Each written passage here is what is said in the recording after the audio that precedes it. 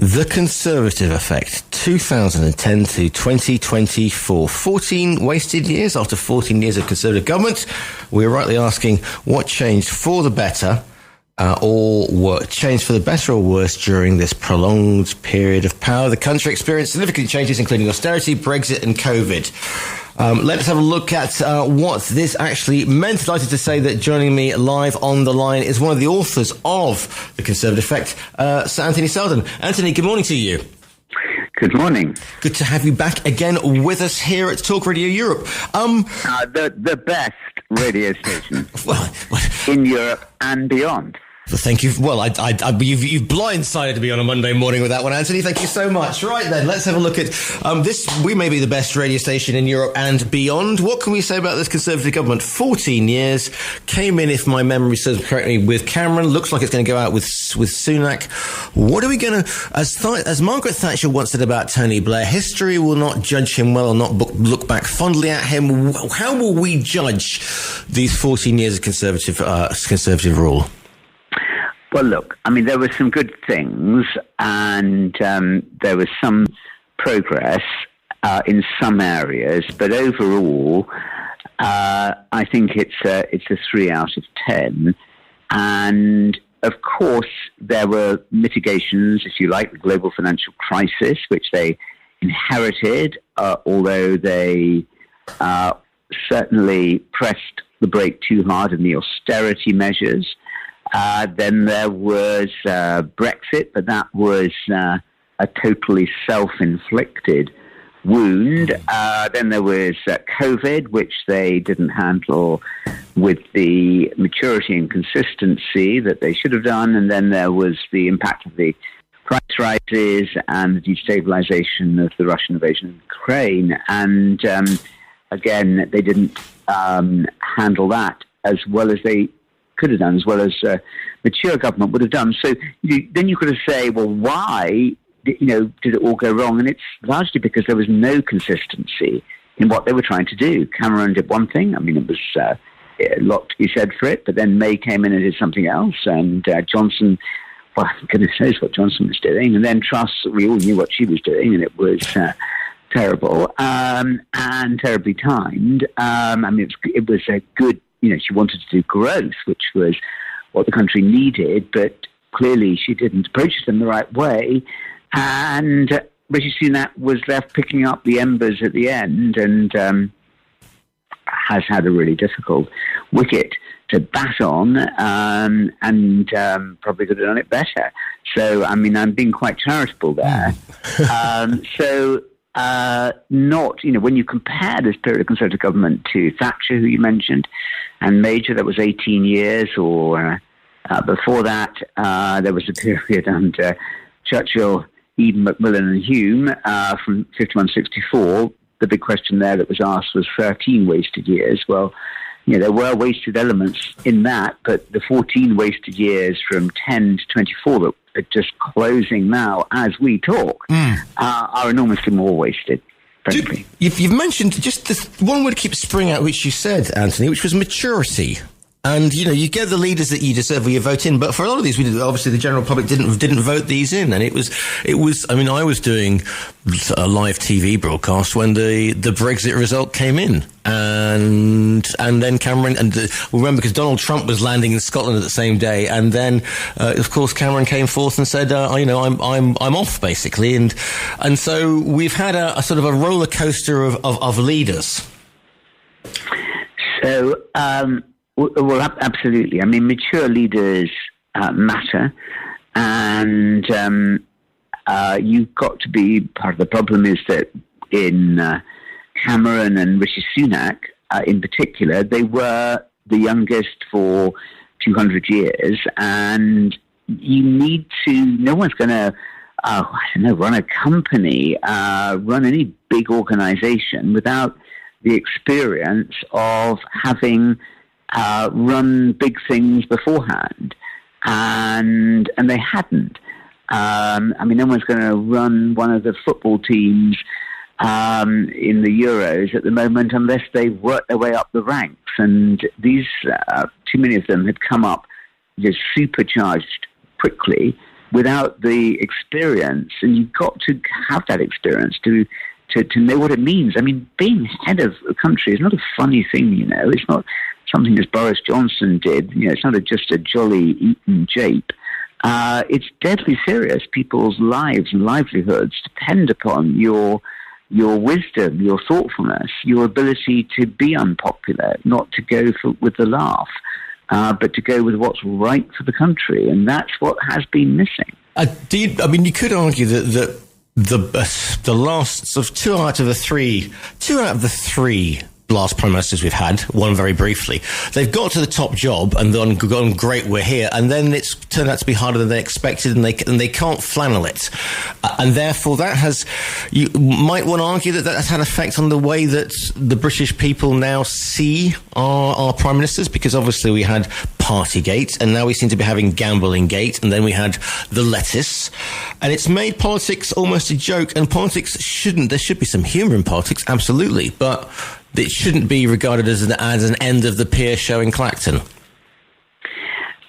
Or indeed the end of the Pier show on Westminster Pier. And absolutely. So the book I wrote a couple of years ago was called Impossible Office, ? Again.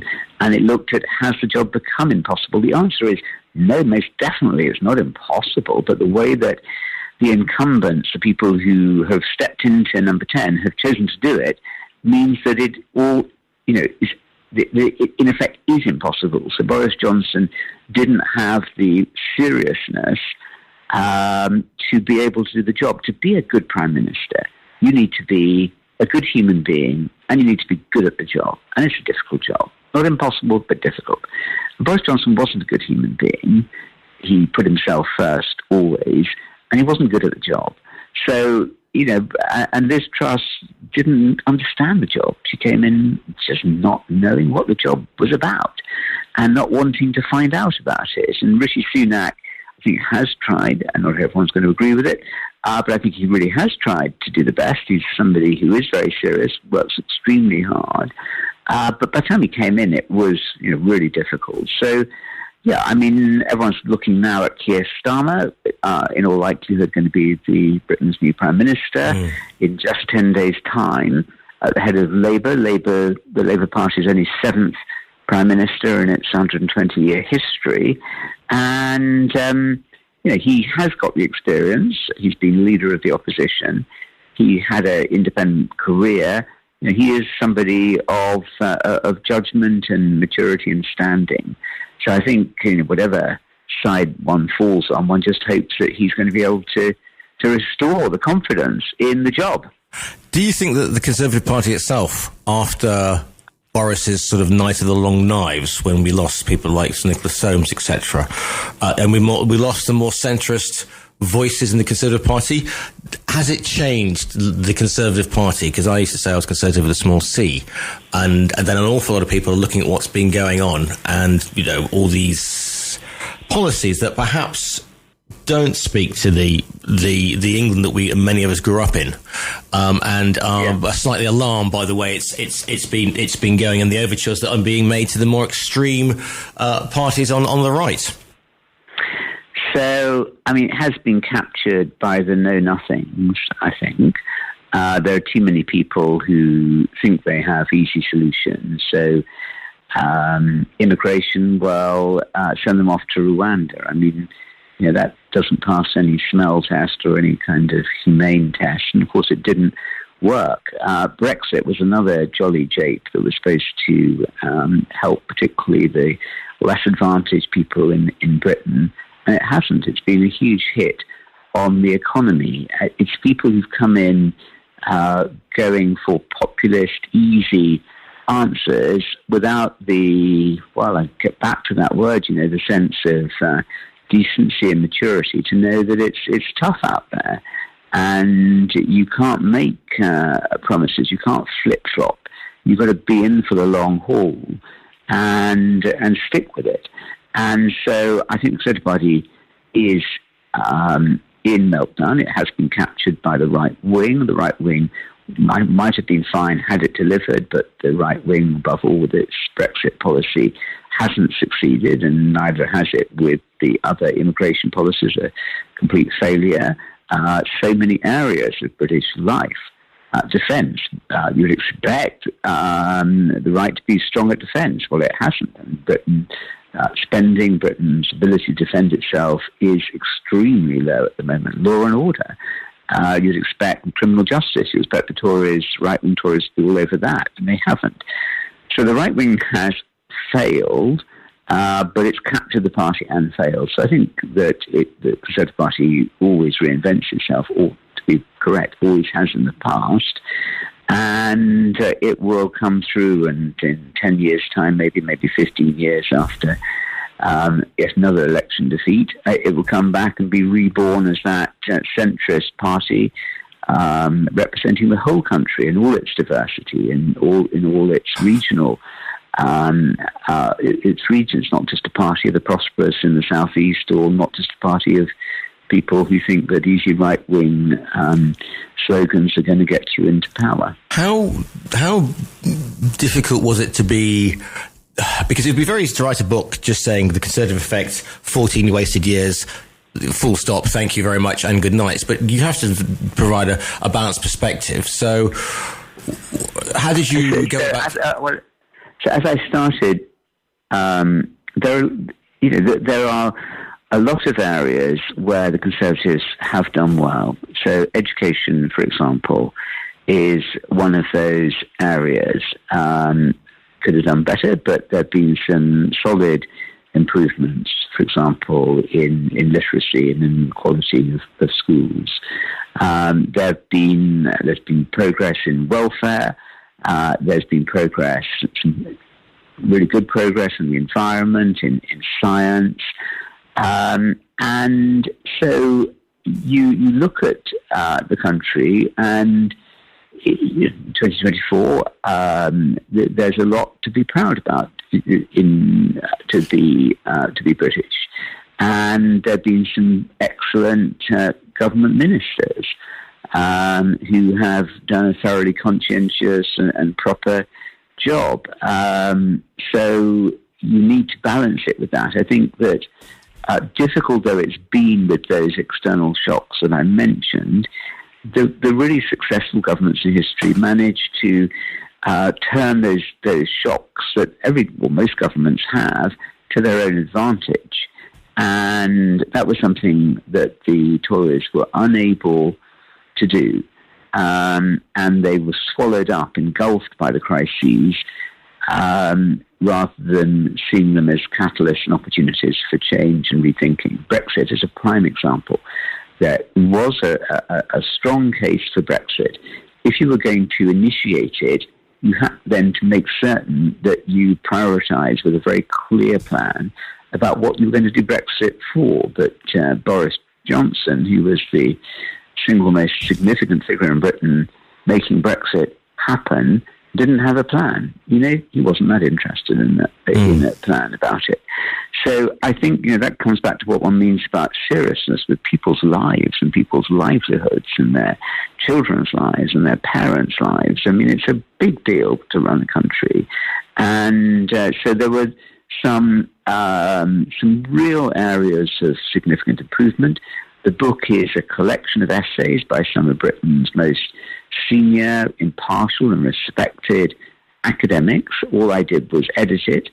And the conclusions that I reached with co-author Tom Edgerton will not be shared by all or perhaps any of the individual contributors, but they wrote what they wanted to write on their particular areas, the Constitution, housing, welfare and education and defence and foreign policy, and they could write what they wanted to, and that's what happens in an edited book, and then the editors write their own conclusion or verdict, and so the comments I've given you are those of myself and co-editor Tom Edgerton, not of the others, but that's how it looks to me and to us. What do you hope that people will take from the Conservative effect? Well, I think this point about trying to take it seriously and to hope that an incoming government is going to be much more joined up.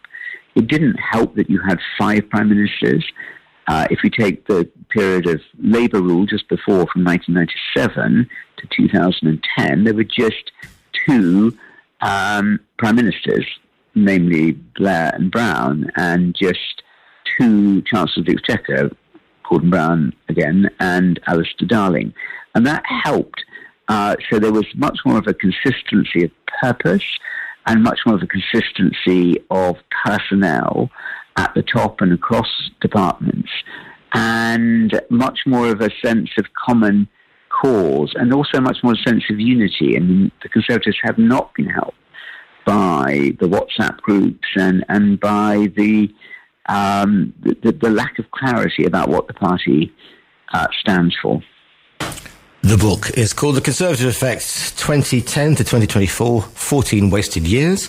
It's been edited by Sir Anthony Seldon and Tom Edgerton, and you'll be able to order the book from our own virtual bookstore. If people want to follow you online, where's the best place in the nicest possible way to find you?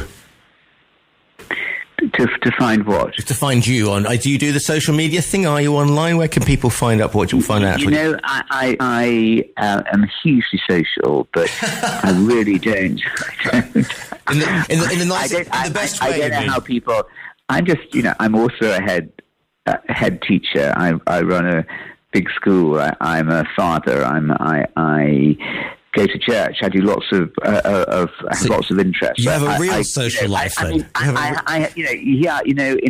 If it's fascinating, it's real people who you can touch and talk to. So, and have conversations with in the same room. I mean, you can do that. It'll never catch on. It'll never catch on. I know. I've got to catch up with this social media stuff. Which is why I spend the entire time talking to myself in a room normally. But here we go. But it's actually a radio station. The book. This is real. This is real. The book is called The Conservative Effect, 2010 to 2024, 14 Wasted Years. It is edited by Tom Edgerton and Sir Anthony Seldon.